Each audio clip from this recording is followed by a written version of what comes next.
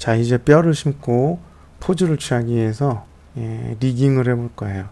3D 맥스에서는 요 바이패드라는 친구를 많이 씁니다. 아주 편리한 기능이죠. 애니메이션 할 때도 아주 도움이 되고, 저렇게 지금 모델링에 맞춰서 손가락 생성했고, 그러니까 구조를 이렇게 만들기도 쉽고, 인체나, 그러니까 이족 보행형이라든가 뭐 이런 꼭 이족 보행이 아니어도 되는데, 이렇게 애니메이션 되는 캐릭터들의 뼈를 심기 아주 유용한 툴입니다. 바이패드. 자, 이렇게 스케일 키우고 로테이션 돌리고 뭐 이런 갖가지 그 방법을 써서 우리가 만든 모델링에 유사하게 뼈를 이렇게 구조를 갖다 맞춥니다. 목도 키우고 해서 잘 맞춰요.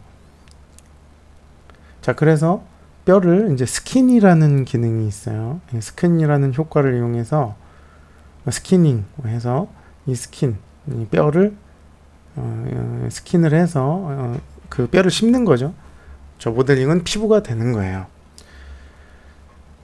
자, 이렇게 해서 이런 식으로 움직일 수 있죠. 뼈를 심으면.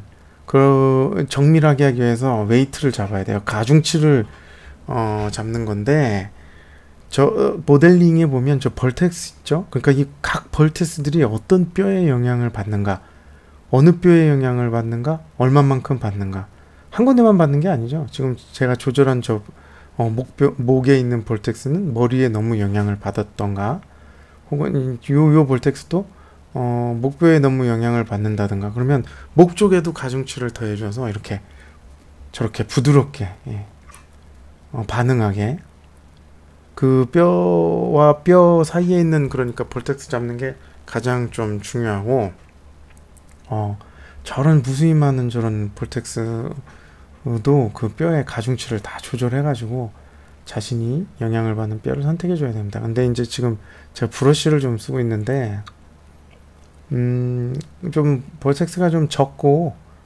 옛날 게임 캐릭터 같은 경우는 그냥 그 버텍스 하나하나 다 선택해서 가중치를 정해주는 경우가 많았어요. 실제로 그렇게 작업하시는 분들도 많았고, 근데 요거는 좀 많아서 제가 부득불 그 브러쉬를 좀 썼습니다. 자, 이렇게 브러쉬로 좀 조절을 해서, 그러니까 주로 이제 관절이 꺾이는 부분이죠. 좀 부드럽게 좀 균등하게 가중치를 분배해주기 위해서 브러쉬로 좀 문질렀어요.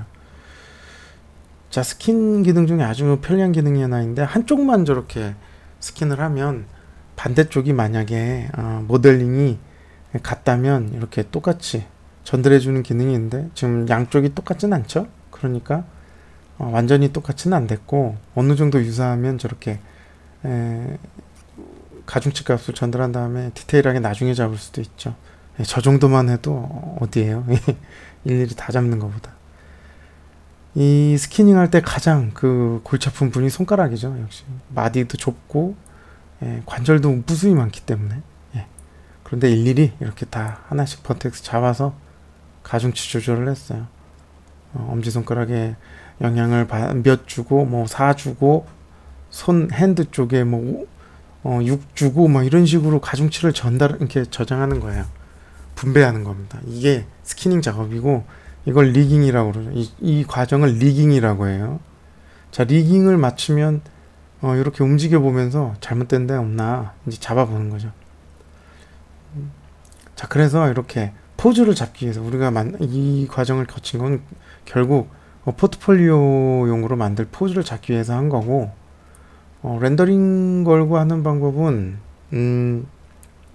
아무래도 동영상으로 좀 보기보다는 강의실에서 이제 얘기를 하게 될 것 같은데, 네, 아무래도 그렇게 될 것 같습니다. 렌더링 걸고 뭐 약간 지금 요것만 잠깐 봐도 일단 카메라 그 뎁스 오브 필드 들어갔고, 서브 스캐터, 그러니까 스캐터링 맵이 들어갔죠. 서브서페이스 스캐터링 들어갔고, 그래서 뭐 좀 뭐랄까요, 눈에 띄듯 안 띄듯, 하여튼 그 여러분이 만든 그 포트폴리오를 조금 더 퀄리티 높게 보여줄 만한 요소들이 있죠. 사실 여긴 이펙트도 조금 넣었는데, 저거는 3D의 그 툴에서 넣기에는 좀 부담되는 이펙트지만, 그러니까 여러분 그런 어떤 그 포포를 좀 더 꾸밀 수 있는 그런 요소들도 아마 학습을 해야겠죠.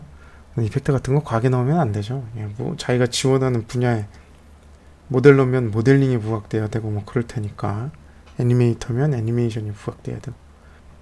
자, 이제 뭐 그렇게 각 분야로 많이 나뉘어질 텐데, 3D 이 그 뭐 게임이든 뭐 영상이든 어느 쪽으로 빠지시던 각 분야로 좀 세분화돼서 나눠지고 준비해야 될 포트폴리오들이 조금씩 다르긴 할 거예요.